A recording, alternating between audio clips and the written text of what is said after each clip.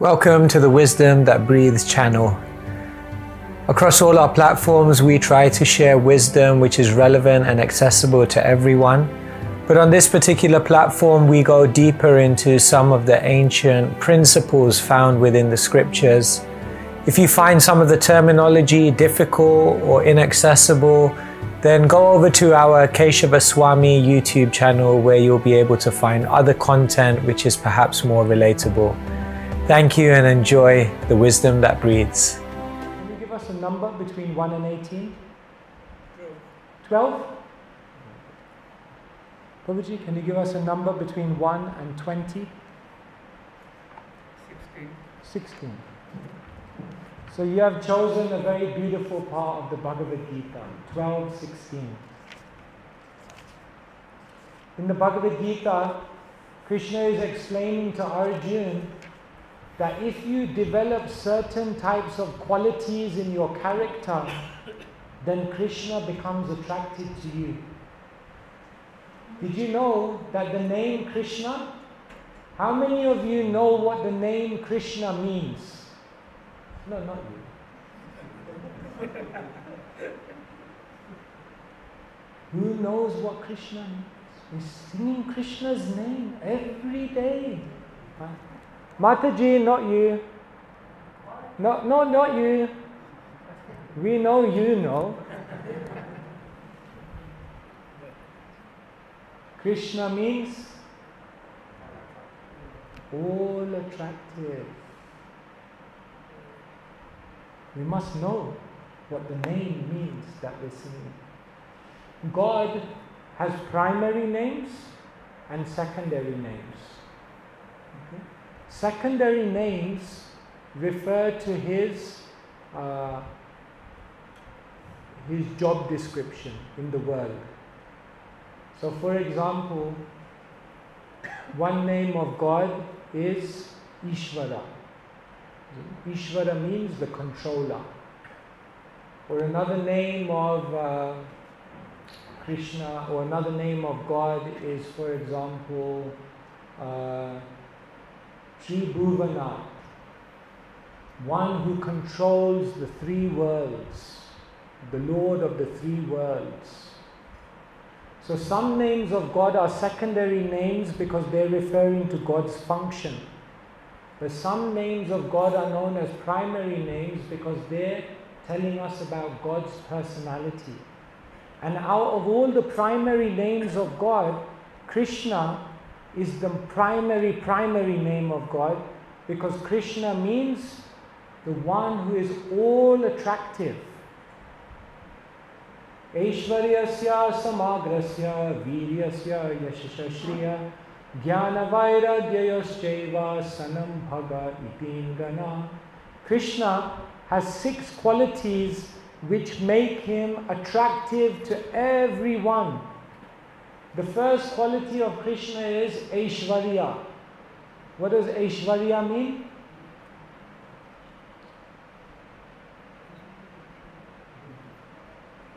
What does Aishvarya mean? Louder? Beautiful? No. Yes, opulence, wealth. Krishna has all the wealth in the world. Lakshmi, Sahasra, Satasam, Brahmasevamana. Krishna has all the wealth. Virya. This is easy. What does Virya mean? Power. Krishna has all the power. Yasha means fame. Krishna is the most famous. Shri, beauty. Jnana, knowledge. Vairagya, detachment. These are the 6 qualities that Krishna has which make him all attractive. So Krishna means the one who is all attractive. But Krishna also means the one who is attracted by his devotee. Krishna is not just the one who is attractive to his devotee, but Krishna is also the one who is attracted by his devotee. And in the 12th chapter of the Bhagavad-gita, Krishna explains that if you develop certain qualities, then he becomes very attracted to you. Can you imagine? The all-attractive person becomes attracted to you because you have these qualities. So do you want to know what qualities will make you attractive to Krishna?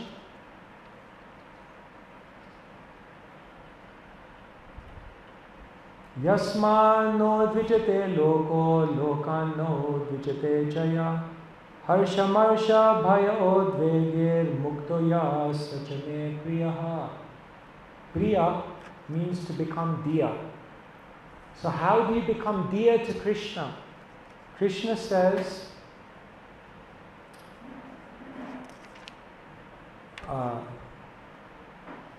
he by whom no one is put into difficulty and who is not disturbed by anyone, who is equipoised in happiness and distress, and who is free from fear and anxiety, such a devotee is very dear to me. So Krishna is saying, if you develop these qualities, then I become very attracted to you. The first one is he by whom no one else is put into difficulty. Sometimes when we're living in this world, we deliberately act in such a way to make other people's life difficult. Isn't it? If there's someone in the office that you don't like, then you do something on purpose to make their life difficult. Or for example, if you don't like your mother-in-law, then you will do something to make her life difficult. So in this world, or sometimes if someone is doing very, very well, then everyone else wants to bring them down. Bring him down. Why should they be successful? So therefore Krishna says, when you don't make anyone have to undergo any difficulty, even the person who is an enemy towards you. Sometimes we think, I don't want to put anyone into difficulty, but then what about if someone is putting you into difficulty, or someone is your enemy? The devotee doesn't even put them back into difficulty. They accept it. No, I should not go down to their level. So this is very difficult. But this, when you develop this, Krishna is attracted. Then he says, one who is not disturbed by anyone. Can you live in your life in such a way that nobody disturbs you? Nobody gets on your nerves. Nobody can make you angry. Think about the last week. How many people made you angry? Was there people in the last week who made you angry? Who made you angry, Prabhu? Who made you angry?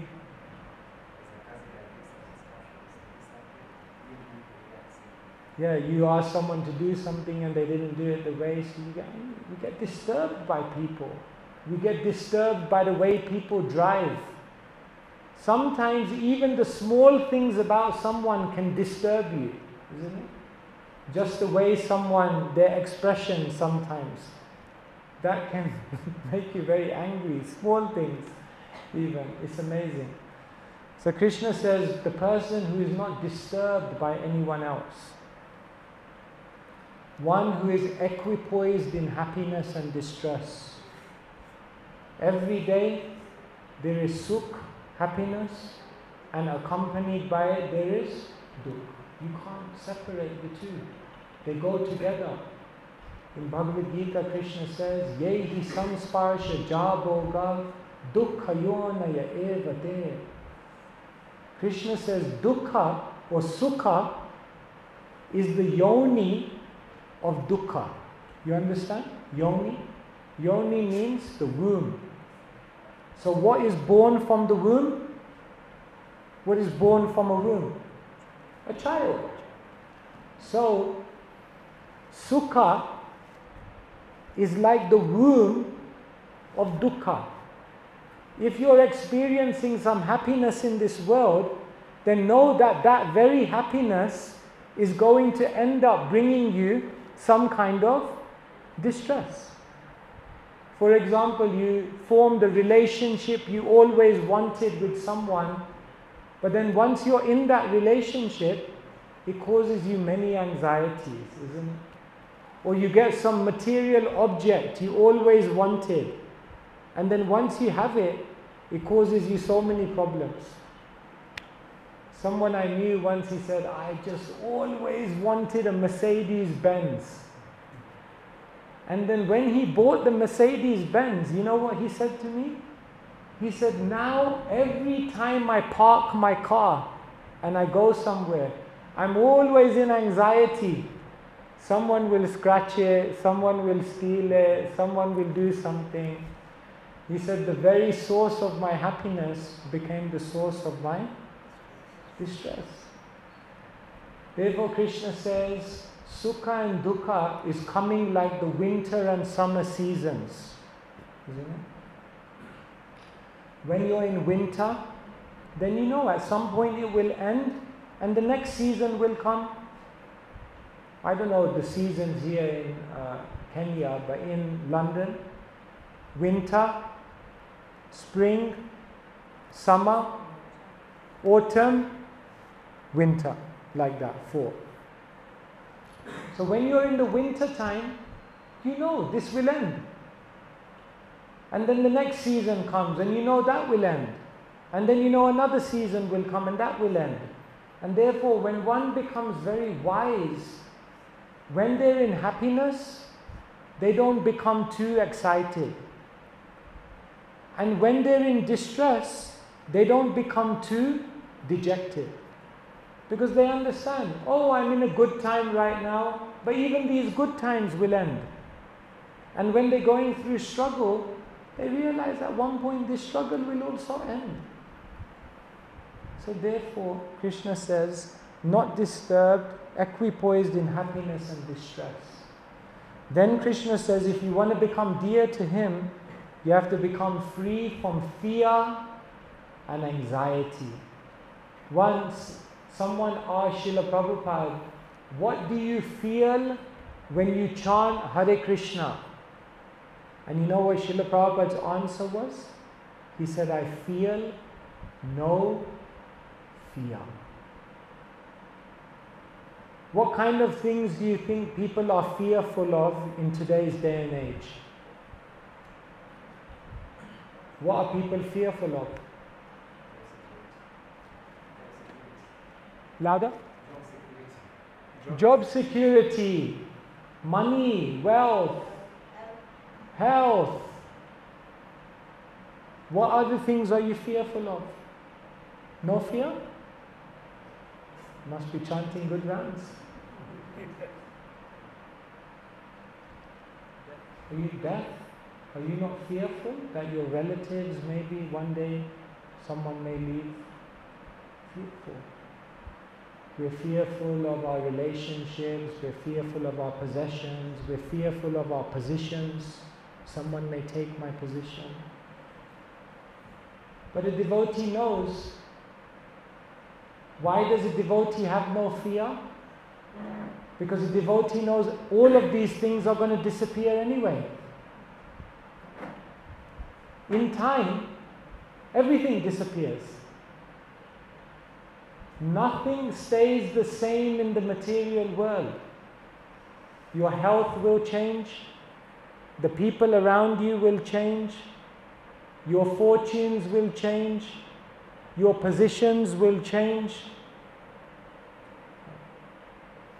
Your body will change. Your hairstyle will change. Either the hair will fall out or the hair will become a different color. Everything changes. So therefore a devotee knows all of these things are temporary. So why should I become so affected by the temporary changes of the world? Everything changes anyway. So let me be peaceful. So Krishna says one who has developed this type of character is very dear to me. And why is the person who has developed this type of character dear to Krishna? Because factually you can't do any of these things if you don't have love for Krishna. Anyone who doesn't have love for Krishna, love for God, they cannot actually achieve any of these qualities. The only way you can act in such a way as to not put anyone into difficulty is when you love God. Because when you love God, you see everyone as the child of God. So if you love God, how can you put anyone else into difficulty when you understand they're the child of God? You can't. How can you become not disturbed by anyone? Only when you have love for Krishna. Why are we disturbed by people?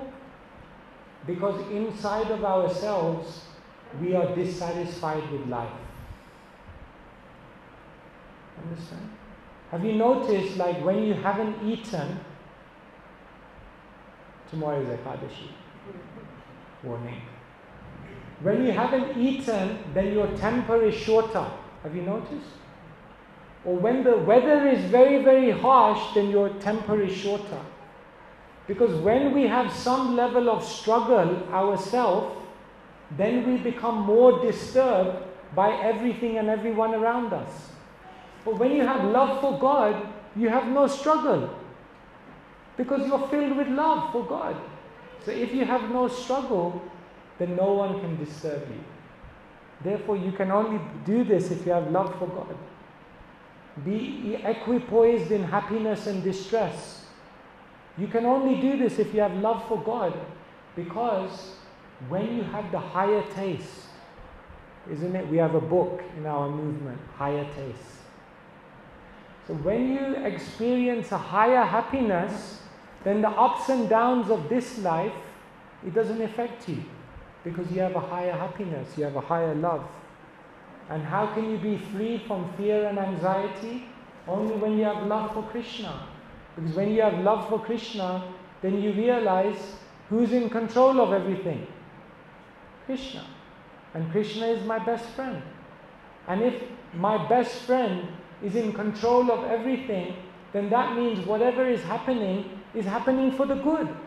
And therefore, why do I have to be fearful about anything? Because my best friend is controlling it all. And therefore, Krishna says, these things make one very dear to me, because these indicate that one has love. And without love, many, many people may try to develop these qualities, but without love for God, there's no way in the world you can develop these qualities. And therefore, you pick this verse today, where Krishna explains why he becomes attracted to his own devotee. Hare Krishna, Krishna Krishna, Hare Hare, Hare Rama, Rama Rama, Srila Prabhupada ki. Does anyone have a question? Do you have any question? No? Does anyone have any question they want to ask? If anyone. Yes, Prabhu. You see, you started reading the Bhagavad-gita at the age of 15. I started reading the Bhagavad-gita at the age of 15, yeah. So when you started, were you in love with Krishna? When I started reading the Bhagavad-gita, was I in love with Krishna? Did you understand it? And did I understand it? When you started? The answer to both of those questions will be no. And if you ask me even that question now, the answer may still be no. I don't think I loved Krishna when I started reading the Bhagavad-gita. I don't even know if I love Krishna now. I'm trying. And love is something which grows. Love is something which evolves. Did I understand the Bhagavad-gita when I was 15? No. Do I understand the Bhagavad-gita now? Maybe a little bit, but not fully, because understanding is something which grows. So I think love of God and understanding of the Bhagavad-gita is something which is unlimited and which you can never reach the full capacity of.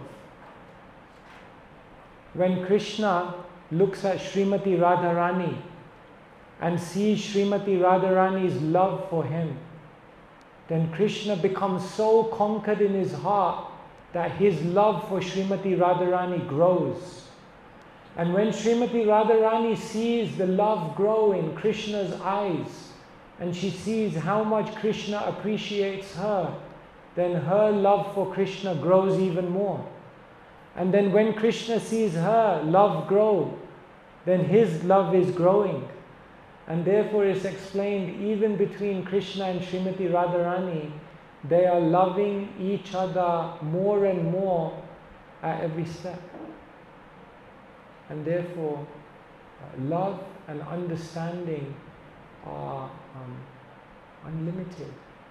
In the 10th chapter of the Gita, Krishna says, Bodhayanta Parashparam. The great devotees are coming together and they're constantly enlightening one another. If I say enlightenment, generally you think that's a stage. I am now at the stage of enlightenment.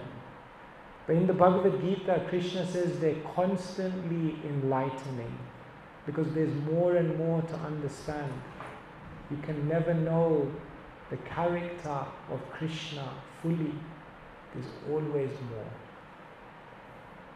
Is that okay? Yeah, but you...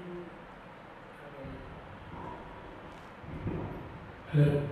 So, you just say that we can only understand the Bhagavad-gita if we are in love with Krishna. You also, at the beginning, asked who has read from cover to cover. I have read this from cover to cover 2 or 3 times, but never understood anything. And even at this moment, like you just admitted, you talk about love. I don't know what love is. I fail to understand what the placing of love is. And I think maybe that is why I've read it enough times, and if I start it again tomorrow, I have this block at the back of my head that I will still not understand. I will still find it complicated. I don't know what you would have to say about that. Well, Krishna says about that in the 10th chapter of the Gita.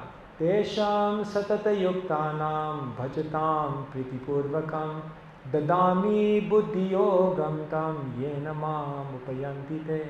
Krishna says, Tesam satata yukta. Yukta means to always be connected. Satata means always. So Krishna says, those who are always connected with me, always trying to understand, always endeavoring to serve me, priti purvakam, doing it with affection, dadami buddhi, I give them the intelligence. So, I don't think it's that you don't understand the Bhagavad-gita. You understand something of the Bhagavad-gita. You can't say you don't understand anything. You understand something of the Gita. And that's because you have some love for Krishna. So some love means some understanding. More love means more understanding. Much love means much understanding. And pure love means pure understanding. So therefore, it's a process. And we have to go on and on. Spiritual learning is like a spiral. You understand? You read the same book again and again and again and again and again and again. And then, eventually, you understand, oh, it's like this. So I tell people you have to read the Gita many, many times. And then you also, and you do have love for Krishna. Otherwise, why would you come in a rainy evening? You could have been watching TV, You could have been watching cricket. You could have been doing so many things, but you came to hear the bald man speak. So Why? Because you have some love. Yeah, so there's actually two reasons for that. Way back, many years ago, there was somebody here by the name of Budakesh. Who was teaching on a regular basis. He used to have these morning sessions. And that is what I fell in love with, because he was explaining that. That's the point, yeah. And then suddenly he disappeared. So there was nobody actually to give me the connect. Govinda is a good friend of mine. I tried to understand, but he also suddenly disappeared. So He tends to do that. I think at the end of the day, it is very essential to have what you call a teacher or a Sangha, guru who does it on a regular basis and in a language that we understand. Definitely. But again, and that is where I beg to differ. If you read it from end to end, page to page, it does not make sense to me. I've tried it 2-3 times. No, therefore I said read it. Even I mentioned you have to read, but you have to read from those who are living it and those who have understood it. Tattvadarshi, isn't it? I said that point. Yeah, you did, but this is what I'm saying. Getting that continuance. That's why, like, when you ask, and the way it has been, the pamphlet has given out, you are going to be explaining this. So I said, no, I must make it a point. No, and see thank you for coming. If I'll click onto something. So that's one thing, and then the other thing again, which maybe you can put me right. I think it is not that has to be there, the love for God, but simultaneously at the same time, there should also be a fear of God. A fear is essential that puts you on the right path. You cannot rely on love alone. That's my good point. On that point, our teacher Bhaktivinoda Thakur, you know Bhaktivinoda Thakur? So Srila Prabhupada, he had his spiritual master, and his spiritual master's father was Bhaktivinoda Thakur. And Bhaktivinoda Thakur said religion can be on 4 levels. The lowest level of religion is known as bhaya, religion out of fear. Then he said higher than that is religion out of asha. Asha means desire. God, give me a house by the sea, a MSc degree, Jaya Jagadisha Hare. So that's the next level of religion. No, I just explained. That's the next level of religion, that we want something from God. First is that we're scared of God. He says higher than that is we want something from God. Then he says higher than that is religion out of kartavya. Understand? Kartavya means duty. No, God has done so many things for me, I should do something for God. And then he says higher than that is religion out of prem. Prem means love.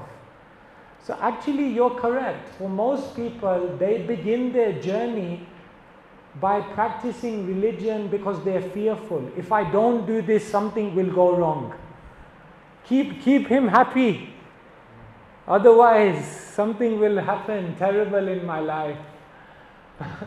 But then eventually we understand, look at Krishna. How can you be fearful of Krishna? He's so sweet. He's so kind. He's so beautiful. And actually he doesn't want you to fear him. He wants you to love him. So yes, our journey may begin through fear, but eventually there's no fear. And in fact, in the purest relationship of the spiritual world, Krishna's devotees put fear into Krishna.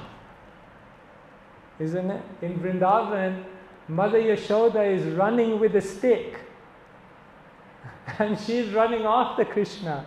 saying, hey Krishna, you broke the butter pot, and Krishna is running, crying, fearful. This is real relationship with God. So, but it takes time to get there. So a healthy fear is maybe good in the beginning, but eventually, like, imagine there's someone in your life and you know that the only reason they come to you is because they're scared of you. It's like, after some time you feel like, I don't know, it's not so nice, you know.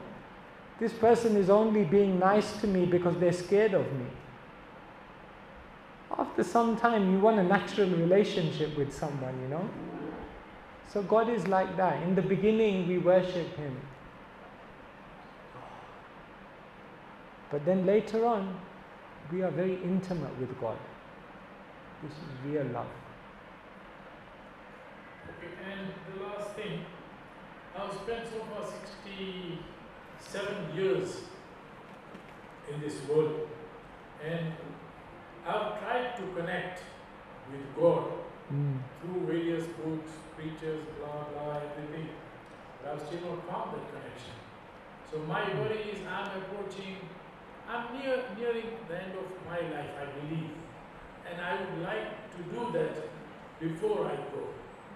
So how do you advise is the simplest and the shortest way to do that? Because I'm truly at the age of 67. Now you're feeling the urgency. Yeah. Now I mean, I'm just not getting any response from, sorry to use the word. It's like the final overs of the cricket match. You want to hit some sixes now and finish the game. I mean, like, as in, you know, yeah, I understand. I'm just joking. At least I'm recognized as something, maybe even a speck of dust in this world. But at That's the moment, beautiful. I'm nothing. I think that feeling within you, that urgency, is actually the price. There's an ancient verse in the Shastra, Krishna Bhakti Rasa Bhavitamati Kriyatam Yadi Kutopi Labhyate Tatra Lolyam Api Mulyame Kalam. There's only one price.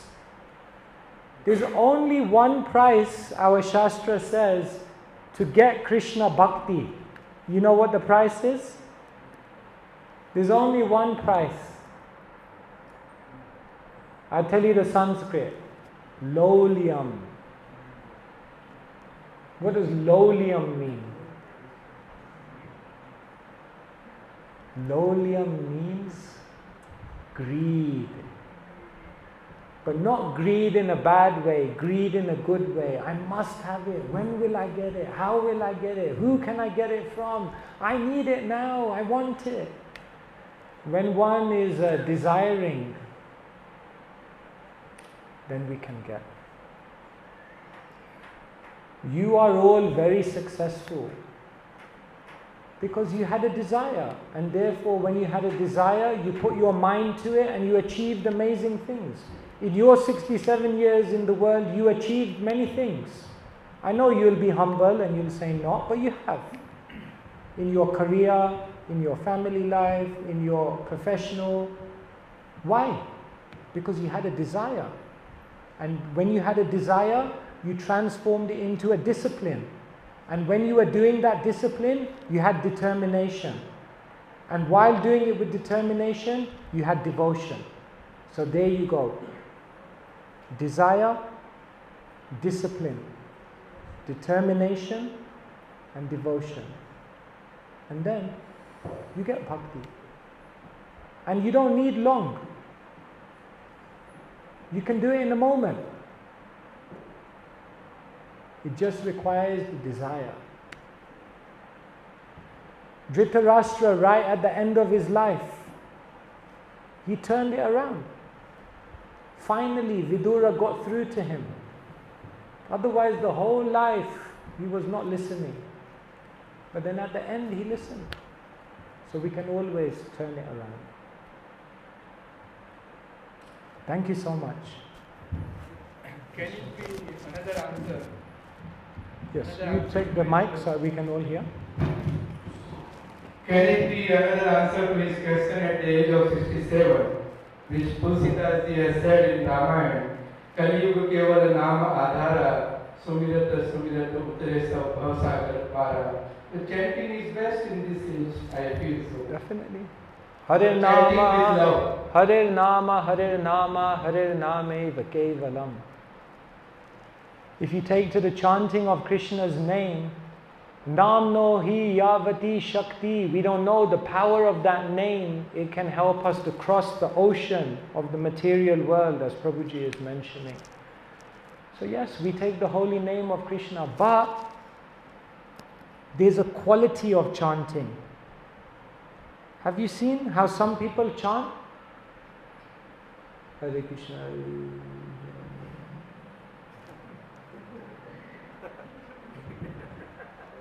This is called dive bomb, japa. Falling asleep or looking around. Or, sometimes two people are having a conversation, and when the other person is speaking, one person is chanting his rounds, listening to him at the same time, and then he speaks, chant. So we chant, but we don't chant properly. But Srila Prabhupada said you have to chant like a baby cries for the mother. See? Did you hear? There. See? If you hear, I'm very tall. So when I go on the plane, I try to get the emergency seat. So you get more leg room, you understand? But the problem with the emergency seat is that's where all the babies are. So one time I was on a flight, and this baby was crying like anything. I mean, babies don't need a mic. They have an inbuilt sound system. They are empowered. They can scream like anything. Srila Prabhupada said you have to scream, cry for Krishna. Can you cry for Krishna? We cry for the world. We cry for so many things that go wrong in our life. Can you shed one genuine tear? Krishna, I want you. If you can shed one tear like that, Eka Krishna Nama Kara Sarva Papa Kshoy. One name of Krishna can remove all of your karma. But that name has to carry a certain desperation. So we are not desperate. I'm okay, everything's okay, you're okay, I'm okay, life is okay. We are there's no urgency. So a bit of urgency is good. So yes, thank you. The holy name with desperation. Very good. Okay, any last question? Okay, last one and then we finish. We finish after this question because I know it's getting late and you all have to go home.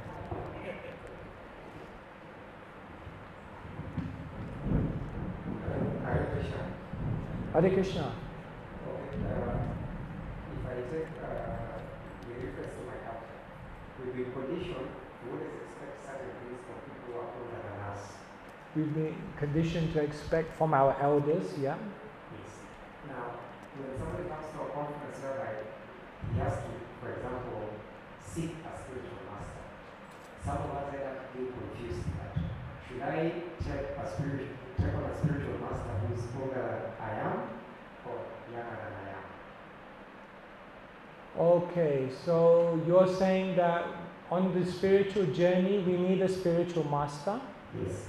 But should we take initiation from a guru who's older than us or a guru who's younger than us, like that? The entire process, including consulting we did before initiation and also on the initiation. Should it be a younger spiritual master? By age, you mean? By age, yes. By age, okay. Yes. Out of culture, we always respect those who are elder to us. That is culture. In all cultures of the world, anyone who's an elder, we offer respect. However, in bhakti, there's only one measure of advancement. Advancement is not based on gender. Sometimes people think men are higher than women. Therefore, in the Bhagavatam, we have stories of wives who are more advanced than their husbands. Who is the example? For example, the wives of the Vedic Brahmanas. They were more advanced than their husbands. Or the wives of Kaliya. They were more advanced than their husband. Sometimes we think advancement is based on ashram. A sannyasi is more advanced than a grihastha. So in the Bhagavatam, there's a story where a grihastha is more advanced than a sannyasi. And the story is Durvasa Muni. Sometimes we think Brahmanas are more advanced than Sudras. So in the Bhagavatam, there's a story where Sutta Goswami is of a lower birth, but all the Brahmins of Naimisharanya are hearing from him. And sometimes we think the older are more advanced than the younger. So then we have a story of Prahlad. And Prahlad is just a boy, but he's giving instruction to everyone, because everyone realizes he has love. So in bhakti, the main thing is you have to look for someone who has love. You have to look for someone who has devotion. You have to look for someone who has realization. And whether they're man, woman, Brahmin, Sudra, sannyasi, grihastha, young or old, these things are secondary. Main thing is, which is that person who has bhakti? That person is considered the guru. Because Krishna says, Kiba Vipra, Kiba Nyashi, Shudra Kenenoi, Jai Krishna Tattva Veita Sei Guru Hoi. It's not a Vipra, it's not a sannyasi, it's not any of these things that make someone a guru. Jai Krishna Tattva Veita. Where is that person who knows and lives the truth of Krishna? Say Guru Hoi. They are Guru. Therefore, don't worry too much about the external. Sometimes people ask me, should I get an Indian Guru or should I get Western Guru? Western Guru is good, I think. No, Indian Guru is traditional. We need more take from Indian Guru. I said, Indian Guru, Western Guru, African Guru, Jai Krishna Tattva Veita, say Guru Hoi. Who is the one who knows Krishna? They are Guru. Therefore, we should not put too much emphasis on the external. We should put emphasis on the eternal. Is it okay? All right. Thank you so much. Srila Prabhupada ki jai. Srila Bhagavad-gita ki jai.